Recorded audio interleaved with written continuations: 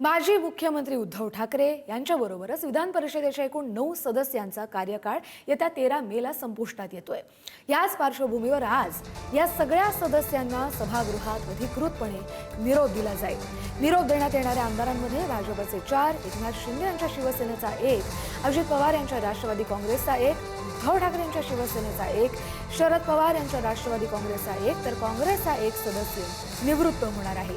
उपसभापती डॉक्टर नीलम गोऱ्हे यांचाही कार्यकाळ संपतोय, त्यामुळे या रिक्त होणाऱ्या जागांवर आता कोणाची वर्णी लागणार याबाबत चर्चा सुरू झाली आहे।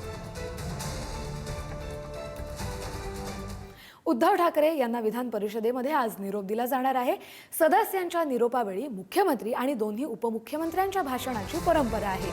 उद्धव ठाकरे यांच्याबाबत उपमुख्यमंत्री एकनाथ शिंदे बोलणार का हा सवाल आहे, कारण शिंदे विधान परिषदेत अनुपस्थित राहून बोलायचा टाळतात। याकडे आता संपूर्ण राज्याचं लक्ष लागलंय।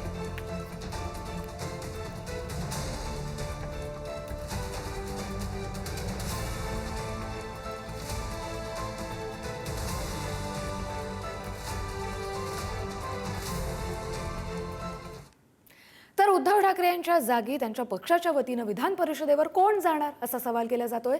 विधान परिषदेच्या 9 जागा रिक्त होत आहेत, त्यातील 1 जागा ठाकरेंच्या शिवसेनेची आहे। स्वतः उद्धव ठाकरे निवृत्त होत आहेत, तर संख्याबळानुसार ठाकरे यांच्या पक्षाला 1 जागा विधान परिषदेमध्ये मिळू शकते। त्यामुळे या निवृत्त होणाऱ्या जागेवर कोण जाणार असा सवाल या निमित्ताने उपस्थित होतोय। उद्धव ठाकरे पुन्हा स्वतः विधान परिषदेवर जातात की पक्षातील कार्यकर्त्याला संधी मिळते असा सवाल आता उपस्थित केला जातोय।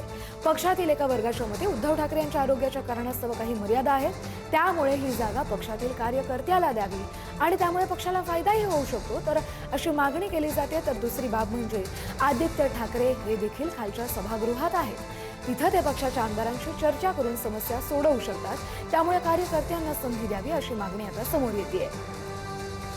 अधिकचा अपडेट आपले प्रतिनिधी शिवाजी काळे यांच्याकडून। शिवाजी, कुणाचं नाव चर्चेलं जात आहे? खरं तर या सगळ्या संदर्भामध्ये कस्तुरी उद्धव ठाकरे हे पुन्हा विधान परिषदेवर जातील अशी शक्यता व्यक्त केली जात आहे आणि हा त्यांचाच निर्णय आहे की कोणाला पाठवायचं। मात्र सध्या पक्षाला लागलेली उतरती कळा पाहता एखाद्या आक्रमक चेहऱ्याला विधान परिषदेवरती पाठवून सभागृह गाजवण्याची शक्यता व्यक्त केली जात आहे आणि असा एक सूर पक्षातल्या गटातून पाहायला मिळतोय।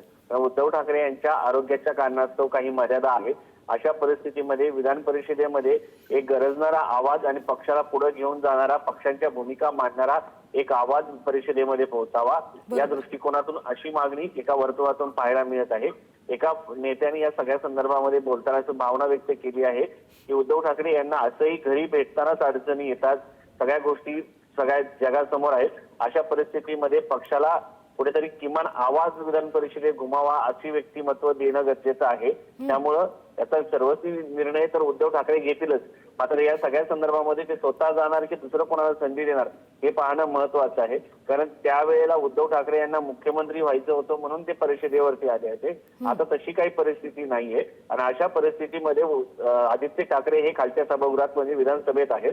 त्यामुळं काही अडचणी निर्माण झाल्या पक्षाच्या डिसिजनच्या संदर्भात तत्कालीन घेण्यासंदर्भामध्ये स्वतः उद्धव ठाकरे हे मुंबईतच असतात, आदित्य ठाकरे सभागृहात असतात। त्यामुळं नवीन संधी देताना आदित्य ठाकरेंशी आम्ही चर्चा करू, मात्र आता संधी देताना एक आक्रमक चेहरा दिला जावा अशी मागणी समोर येते। यामध्ये सुषमा अंधारे यांचं नाव जे आहे ते सध्या आघाडीवर असल्याचं पाहायला मिळते। बरं, धन्यवाद शिवाजी तुम्ही दिलेल्या या सविस्तर अपडेटसाठी। त्यामुळे पक्षाचे प्रमुखच उद्धव ठाकरे या संदर्भातला निर्णय जाहीर करतील, कोणाची वर्णी लागते हे देखील पाहणं महत्त्वाचं असेल।